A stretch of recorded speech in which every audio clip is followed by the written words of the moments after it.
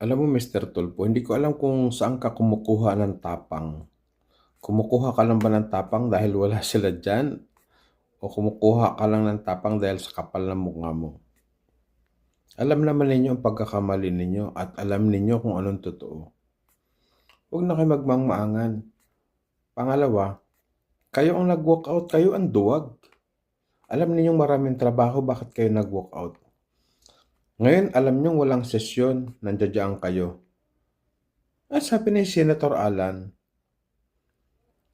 lahat na lang ng panggigipit ninyo sa mayorya para kayong mga minority ang mag-take over dyan. At huwag matuloy ang hearing ng Blue Ribbon Committee. Yan, ginagawa nyo lahat yan. Puro kayo talak. Wala dyan ang mayorya. Tingnan natin sa pagbabalik. Mayaman ka lang at may kaya, pero kulang ka sa abilidad para sa bayan.